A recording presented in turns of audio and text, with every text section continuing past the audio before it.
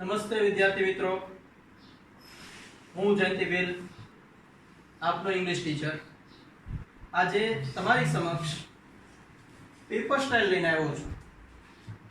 બરાબર છે? ઇંગ્લિશની paper style જે લાસ્ટ યર ચેન્જ થઈ છે અને આપણે આશા રાખીએ કે આ જ પેપર સ્ટાઇલ આ વર્ષે પણ કન્ટિન્યુ રહે.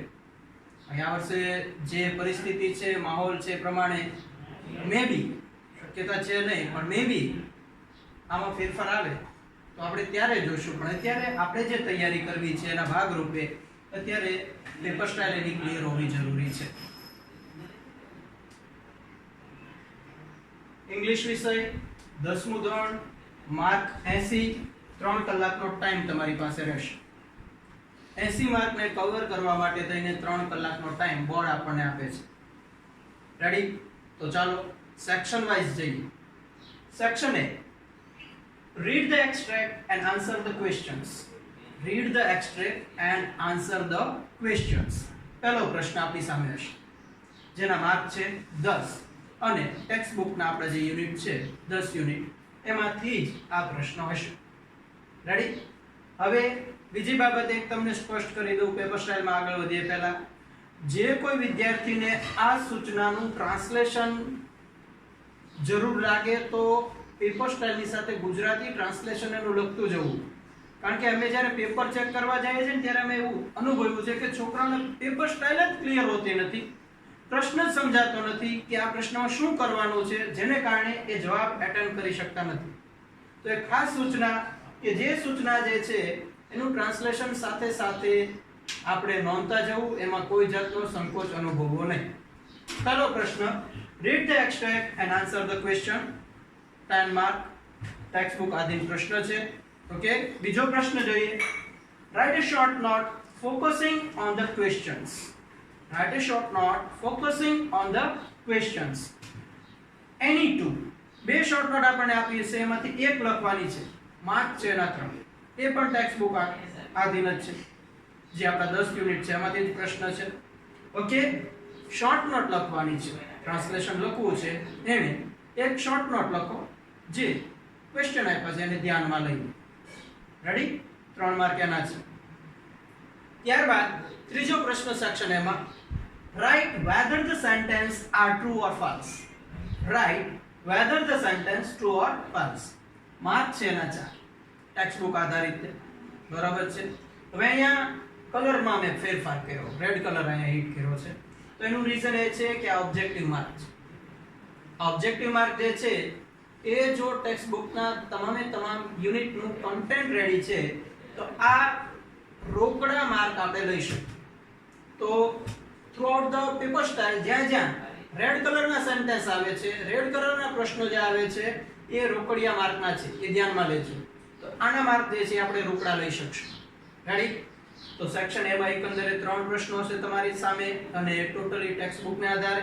રેડી? સેક્શન B ઉપર જઈએ. read the stanza and answer the questions.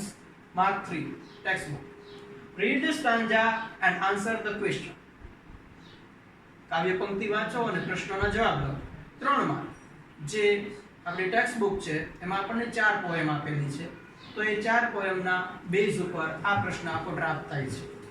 Mark છે 3. રેડી? ત્યારબાદનો પ્રશ્ન છે, read the paragraph and answer the questions. read the paragraph and answer the questions. આપેલો પેરેગ્રાફ વાંચો અને પ્રશ્નોના જવાબ લખો. એક પેરેગ્રાફ આપ્યો હશે, પેરેગ્રાફની નીચે 5 પ્રશ્નો હશે, એના જવાબ લખવાના છે. પ્રત્યેક પ્રશ્નનો 1 માર્ક અને એ છે બ્લેક બકમાંથી હશે.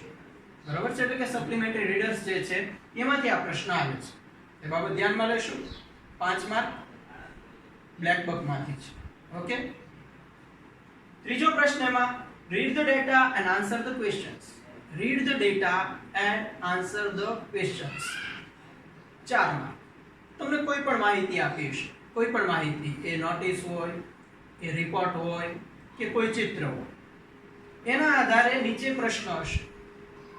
એ જે ડેટા છે એ ડેટાની નીચે પ્રશ્ન હશે, 4 પ્રશ્ન, પ્રત્યેક પ્રશ્નનો 1 માર્ક. તો એ બાહ્ય હોઈ શકે, જે આપણી ટેક્સ્ટ બુકમાંથી કે બ્લેક બુકમાંથી નહીં, પણ બાહ્ય પ્રશ્ન તમારી સામે છે. બરાબર છે, ચિત્ર આપ્યું છે કે ગ્રાફ આપ્યો છે કે નોટિસ છે, આવું કોઈ પણ છે એના આધારે પ્રશ્ન છે. બહુ સરળ હોય છે આના માર્ક લેવાય ખૂબ ઈઝી છે. Ready? Okay. Read the dialogue and answer the question. પ્રશ્ન નંબર 4 સેક્શન બી માં. Read the dialogue and answer the questions. Marks છે 4. કોઈ પણ બે વ્યક્તિ વચ્ચેના કન્વર્ઝેશન આપ્યા છે અને એ કન્વર્ઝેશનના આધારે પ્રશ્નના જવાબ. બરાબર છે? કોઈ પણ બે વ્યક્તિ વચ્ચે વાતચીત ચાલુ છે અને સંવાદ આપ્યા છે. ધોરણ 8 યાદ અપાવી દો. ધોરણ 8 માં તમારે જે કલ્પના ચાવલા વાળું જે ઇન્ટરવ્યુનું જે પહેલું જ પ્રી ટાસ્ક હતું એમાં જે સંવાદો આપ્યા હતા એ પ્રકારના સંવાદો હશે અને સંવાદોને આધારે નીચે પ્રશ્ન હશે. તો એ પ્રશ્નના જવાબ તમારે લખવાના છે. એમાં પણ પ્રત્યેક પ્રશ્નનો 1 માર્ક છે. બરાબર છે? આ રીતના સેક્શન A અને B આપણી સામે છે. જોઈએ સેક્શન C, D અને E. ઓકે, સેક્શન C આખો પ્રશ્ન ગ્રામેટિક છે અને ખાસ કરીને જે ત્યાં કૌંસમાં FG લખ્યું છે એટલે કે ફંક્શનલ ગ્રામર. બરાબર છે? આપણે ટેક્સ્ટ દરમિયાન એની ચર્ચા કરતા રહીશું. તો functional grammar base most of પ્રશ્ન આમાં છે. ઓકે, ચાલો પહેલો પ્રશ્ન જોઈએ. Match the language functions with the sentence. 3 માં match the language functions with the sentence. આ પ્રશ્ન આ સેક્શન આખો રેડ પેન થી લખ્યો છે. એનો મતલબ એવો થયો કે આ આખો પ્રશ્ન ઓબ્જેક્ટિવ છે. આખો પ્રશ્ન જે છે એ રોકડિયા માર્કનો છે. બરાબર છે? તો અહીંયા તમને ફંક્શનને મેચ કરવાના છે. એક સાઈડ સેન્ટેન્સ આપ્યા છે, એક સાઈડ ફંક્શનના નામ આપ્યા છે. એટલે ટૂંકમાં જોડકા જોડવાના છે. ફંક્શન ગ્રામર અને વાક્ય જે છે એના જોડકા જોડવાના છે. 3 માર્ક છે. બરાબર? Functional grammar, showing person, showing time, duration of time, asking as nature, એ બધા પ્રકારના જે ફંક્શન આવે છે એના આધારે આ પ્રશ્ન આપણે સોલ્વ કરવાનો છે રોકડામાં. વધારે કોઈ પ્રકારની ક્રિએટિવિટી એમાં જોશે નહીં, અવાજ નહીં. બરાબર છે? ધ્યાનથી સમજો. બીજો પ્રશ્ન એમાં choose and write the appropriate response focusing on two functions, complete the conversation. સૂચના જેટલી લાંબી છે, બરાબર છે, એવો જ પ્રશ્ન સરળ છે. શું છે આમાં? તો કે choose and write the appropriate response. જે તમને ડાયલોગ આપ્યા છે, ડાયલોગ જે 9મા ધોરણમાં તમારે આવે છે, બે વ્યક્તિઓના સંવાદ. એક વ્યક્તિ બોલે છે, બીજો બોલે છે, અહીંયા ખાલી જગ્યા છે. ખાલી જગ્યા માટે થઈને કૌંસમાં બધું ફંક્શનનું નામ આપેલું હશે. તમારે નીચે જે ઓપ્શન આપ્યા છે focusing on two function to complete the conversation, નીચે 4 ઓપ્શન આપ્યા છે એમાંથી યોગ્ય વિકલ્પ પસંદ કરવાનો છે. એટલે કે MCQ બેઝ પ્રશ્ન. બરાબર? Functional grammar. જો ગુજરાતી લખીએ છીએ આપણે, એનું ટ્રાન્સલેશન લખીએ છીએ તો લખવાનું છે કે ડાયલોગ કમ્પ્લીટ કરવાના છે. ડાયલોગ કમ્પ્લીટ કરવાનો છે એ ઓપ્શન 7. રેડી? તો એ પણ ફંક્શનલ ગ્રામર બેઝ. એ રોકડામાં 3 એ 3. નેક્સ્ટ ક્વેશ્ચન એનો complete the sentence using the function given in the brackets. હવે અહીંયા આગળ એક આ ચિહ્ન કર્યું છે. એ ચિહ્ન કર્યું છે એટલા માટે કર્યું છે કે આ પ્રશ્ન જે છે એ જે 2 વર્ષથી પેપર સ્ટાઇલ બદલી છે એમાં જે આવે છે એ મુજબ આ પ્રશ્ન જે છે એ વિદ્યાર્થીઓ અટેન્ડ જ નથી કરતા. પ્રશ્ન હાર્ડ જેવું નથી, પ્રશ્ન સાવ ઈઝી છે. ફંક્શનલ ગ્રામર બેઝ છે, ઈઝી ફંક્શન જે છે એનાથી જ આમાં કામ કરવાનું હોય છે. છતાં પણ આ સૂચના નથી સમજતા કે શું થાય છે એ સમજાતું નથી, પણ આ પ્રશ્ન કવર થતો નથી. તો આપણે આ ભૂલ ન કરીએ એટલા માટે ખાસ આ બાબતને ધ્યાનથી લેજો. Complete the sentence. તમને એક વાક્ય અધૂરું આપી દીધું છે, પછી ખાલી જગ્યા છે, કૌંસમાં ફંક્શનનું નામ છે. તો તમારે એ કૌંસમાં આપેલા ફંક્શનને આધારે વાક્ય છે પૂર્ણ કરવાનું છે. એમાં એક જ બાબત ધ્યાનમાં રાખવાની છે, માત્ર જે તે ફંક્શનના કીવર્ડ એમાં આવી જવા જોઈએ અને વાક્ય પૂરું કરવાનું છે. તો કમ્પ્લીટ ધ સેન્ટેન્સ ફંક્શનલ ગ્રામરનો પાર્ટ અને ઈઝી ટુ કેચ. માર્ક લેવા ઘણા સરળ છે આમ. તો એ બાબતને આપણે કોઈ પણ પ્રકારની ભૂલ કરવાની નથી અટેન્ડ કરતા પહેલા. એટલું સરળ આપણે ટોપિકને કરી નાખશું અને એટલી સરળતાથી સમજશું. એટલે આ માર્ક જે છે આપણા જવા જોઈએ. Ready? Next question. Complete the paragraph filling in the blanks with the appropriate words from the brackets. 3 માર્કનો પ્રશ્ન છે. Complete the paragraph. પેરેગ્રાફ જે છે એને પૂર્ણ કરવાનો છે. એમાં ખાલી જગ્યા આપેલી છે. પેરેગ્રાફની અંદર આપેલી ખાલી જગ્યા છે તમારે પૂરવાની છે. ઓલરેડી તમને કૌંસમાં બ્રેકેટ્સમાં વર્ડ્સ ઓલરેડી આપી દીધા હશે જેના માર્ક છે 3. બહુ સરળ છે, બહુ ઈઝી છે. કૌંસમાં તમને સૂચના નીચે 3 શબ્દ આપી દીધા. નીચે પેરેગ્રાફમાં 3 ખાલી જગ્યા છે. તમારે એ શબ્દ જે છે એ મૂકવાના છે ખાલી જગ્યામાં. આ પ્રશ્ન જે છે એમાં ચોખવટ નથી પણ બે રીતના પૂછાઈ શકે. ટેક્સ્ટ બુક નો પેરેગ્રાફ આવી જાય એમાં અથવા તો બ્લેક બુક માંથી આવે. બેમાંથી કોઈ પણ જગ્યાએથી અહીંયા પેરેગ્રાફ આવવાની સંભાવના છે. આ વર્ષે બ્લેક બુક માંથી હતો, એની પહેલાના વર્ષે એ ટેક્સ્ટ બુક માંથી હતો. બરાબર છે? તો સ્પષ્ટતા નથી એટલે બે બાબત આપણે ધ્યાનમાં રાખીશું. ટૂંકમાં છે ખાલી જગ્યા પૂરવાની અને કાઉન્સે આપેલા હશે એટલે ઘણું સરળ પડશે આપણને. Ready? Okay. Next question, find and write the word having the nearest meaning. Having the nearest meaning એટલે સમાનાર્થી શબ્દ. સમાનાર્થી શબ્દ જે છે એ તમારે જોવાના છે. એક શબ્દ આપ્યો છે એની સામે બીજા 4 શબ્દ આપ્યા છે. તો જે મેઇન તમને પ્રશ્નમાં શબ્દ આપ્યો છે એનો જવાબ તમારે 4 વિકલ્પ આપેલા છે. 4 શબ્દ આપ્યા છે એમાંથી યોગ્ય શબ્દ જે છે કે જેનો નિયરેસ્ટ મીનિંગ છે કે સિનોનિમ્સ છે, સમાનાર્થી શબ્દ છે એ તમારે લખવાનો છે 3 માર્કેમાં. બરાબર છે? આ પણ text book, main text book અથવા તો બ્લેક બુક બંનેમાંથી આવી શકે. રેડી?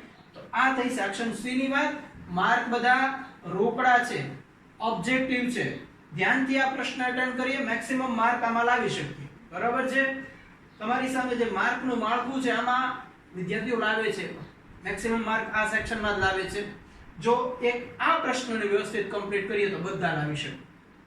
100% અટેન્ડ કરવાનું છે, 100% માર્ક લાવવાના છે આમાંથી. રોકડા માર્ક છે. રેડી? ચાલો હવે જઈએ સેક્શન ડી પર. Okay, section D. Section D જે છે એના પ્રશ્નો સમજીએ. પહેલો પ્રશ્ન, turn the following dialogue into indirect speech. 3 mark. જે ગ્રામરનો ટોપિક આપણો છે સરસ મજાનો ડાયરેક્ટ ઇનડાયરેક્ટ. લાસ્ટ યર તમે કરીને આવ્યા છો એ ટોપિક છે ડાયરેક્ટ ઇનડાયરેક્ટ. 3 માર્ક. ટૂંકમાં જે આપણે ડાયલોગ આપ્યા છે એ 10મા ધોરણના લેવલથી આપણે એને ઇનડાયરેક્ટમાં કન્વર્ટ કરશું. 3 માર્ક મેળવશું. Next topic, next question, join the sentence using the appropriate conjunction in the brackets. જે સેન્ટેન્સ આપ્યું છે સેન્ટેન્સમાં કૌંસમાં કન્જંક્શન આપ્યા છે. એ ધ્યાનમાં લેજો. 3 કન્જંક્શન આપ્યા છે કૌંસમાં. તમારે એ વાક્યમાં યોગ્ય કન્જંક્શનનો ઉપયોગ કરવાનો છે. ધ્યાનથી સમજજો. વાક્યનો મીનિંગ જે છે એ આપેલા કન્જંક્શન બેઝ જ થવો જોઈએ. તો યોગ્ય કન્જંક્શન એમાં મૂકવાનું છે. તો બીજો પ્રશ્ન જે છે કન્જંક્શન બેઝ આધારિત. બરોબર? 3 માર્ક છે એના પણ. વાક્ય 2 આપ્યા હશે, તમારે એને જોડવાનું છે. કૌંસમાં 3 ફંક્શન આપ્યા હશે તો તમારે યોગ્ય ફંક્શનનો ત્યાં ઉપયોગ કરવાનો છે. રેડી? 3 માર્કનો એ પ્રશ્ન. ત્યારબાદ rewrite the paragraph correcting the underlined words. Rewrite the paragraph correcting the underlined words. એક પેરેગ્રાફ આપ્યો છે. એ પેરેગ્રાફમાં અમુક શબ્દ નીચે અંડરલાઈન કરેલી છે. એ અંડરલાઈન કરેલી છે ત્યાં એરર છે, કંઈક ભૂલ છે. તો એ તમારે સુધારીને લખવાનું છે. અહીં તમારી પાસે વિકલ્પ નહીં હોય, મીન્સ કે કોઈ વર્ડ્સ આપ્યા નહીં હોય. અંડરલાઈન કરેલો જે શબ્દ છે એમાં કંઈક ભૂલ છે. શું ભૂલ હોઈ શકે? તો અહીં આગળ ધ્યાન આપો. All grammar. ગ્રામરનો કોઈ પણ ટોપિક જે છે એમાં આવી શકે. એ આર્ટિકલ પણ આવી શકે, એ વર્બ ફોર્મ પણ આવી શકે, એ વોક્યુબ્યુલરી બેઝ પણ આવી શકે. કોઈ પણ પ્રકારની ભૂલ ત્યાં હોઈ શકે. બરાબર છે? તો આ પ્રશ્ન જે છે એ કરેક્ટ એરર, ટૂંકમાં ભૂલ સુધારણાનો પ્રશ્ન છે. ગુજરાતી જે લખે છે એના માટે પેરેગ્રાફ આપેલો છે એમાં ભૂલ સુધારીને લખો.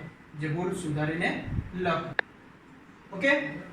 ચાલો, do as directed. Section D નો પ્રશ્ન, do as directed. 4 માર્ક. તો 4 માર્ક જે છે એ પ્રશ્ન 2 પ્રકાર, 2 વિભાગમાં વહેંચાયેલો છે. એક પ્રશ્નના 2 માર્ક એટલે 2 પ્રશ્નના 4 માર્ક. ટૂંકમાં ત્યાં 2 પ્રશ્ન તમારી સામે આવશે. એકનો 2 માર્ક છે એટલે 2 પૂછશે એટલે 4 માર્ક. શું શું આવી શકે? જેન્ડર, લિંગ પરિવર્તન. બીજો પ્રશ્ન, બીજો એમાં ટોપિક આવી શકે સિંગ્યુલર પ્લુરલ. એક વચનમાંથી બહુવચનમાં ફેરવો કે બહુવચનમાંથી એક વચનમાં ફેરવો. ત્યારબાદ ટેન્સ, કાળ, એક કાળમાંથી બીજા કાળમાં ફેરવો એ આવી શકે, અને એક્ટિવ પેસિવ.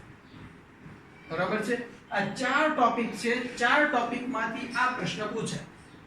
બરાબર. તો હવે અહીંયા જેન્ડર, સિંગ્યુલર, પ્લુરલ બહુ ઈઝી ટોપિક છે, અને આ લાસ્ટ યરના પેપરમાં ઓલરેડી આ જેન્ડર વાળો પ્રશ્ન પૂછી લીધો 2 માર્કમાં, જે ખૂબ જ ઈઝી પડ્યો વિદ્યાર્થીઓને. તો આ પણ આવે છે, ઈ માંથી શી માં કે શી માંથી ઈ માં. બરાબર છે. તો એ પ્રકારનું ફેરવવાનું પણ આપણને આ પ્રશ્નમાં પૂછાય છે. ખૂબ જ સરળ છે. સિંગ્યુલર ટુ પ્લુરલ, એક વચનમાંથી બહુવચનમાંથી, હી માંથી ધે માં કે આઈ માંથી વી માં. તો એ પ્રકારના પ્રશ્નો પણ આવે છે તમારી સામે. ટેન્સ, કાળ જે આપણે જોઈશું, તો ટેન્સ પણ આવે છે, અને એક્ટિવ પેસિવ. આ 4 ટોપિક જે છે આમાં હોય છે ડુ એઝ ડાયરેક્ટેડ, એટલે કે સૂચના મુજબ કરો. જે સૂચના આપી હોય એ પ્રમાણે પ્રશ્નને તમારે જવાબ લખવાનો છે. રેડી? સેક્શન ડી નો ચોથો પ્રશ્ન. હવે જોઈએ સેક્શન ડી નો પાંચમો પ્રશ્ન, જે લાલ કલર છે. બરોબર છે. તો select the questions to get the underline words or phrase as their answer.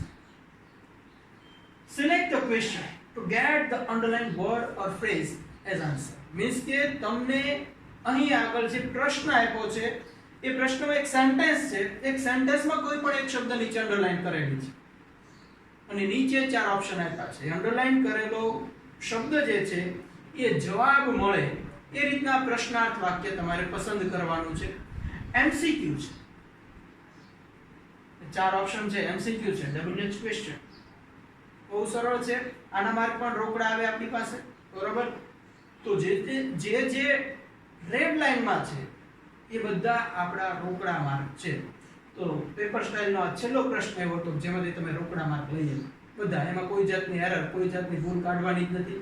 તમારે ખાલી એબીસીડી માંથી યોગ્ય વિકલ્પ પસંદ કરવાનો છે, અને એ જવાબ તમારે લખવાનો છે. ડબલ ક્વેશ્ચન ટૂંકમાં. ત્યારબાદ જે સેક્શન ઈ ઉપર, write a paragraph in about 125 words on the following. Write a paragraph એટલે એસે, નિબંધ લેખન. તમને 125 શબ્દનું નિર્દેશન અહીંયા કરવામાં આવ્યું છે. જે ટોપિક આપ્યો હશે એના ઉપર 125 શબ્દમાં તમારે એ વિષયને ડિસ્ક્રાઇબ કરવાનો છે, વર્ણવવાનો છે. તમને ટોટલ 3 વિષયમાં આપ્યા હશે. 3 માંથી કોઈ પણ એક, એટલે 3 નિબંધમાંથી તમારે એક નિબંધ લખવાનો છે. 6 માર્ક છે. 125 શબ્દ એટલે મિનિમમ 1.5 થી 1.5 પેજ ભરવાનું. 1.5 થી 1.5 પેજ. બરાબર છે. 6 માર્ક માટે થઈને આપણે કરશું એ કામ. ઓકે, ચાલો. ત્યારબાદ જે પ્રશ્ન છે, draft an email in about 60 words. Draft an email in about 60 words. 60 શબ્દોમાં ઈમેલ જે છે એ લખો. ઈમેલ જે છે એ તૈયાર કરો. 60 શબ્દમાં 5 માર્ક. Email writing. બરાબર છે. એના અથવામાં or write a report in about 60 words.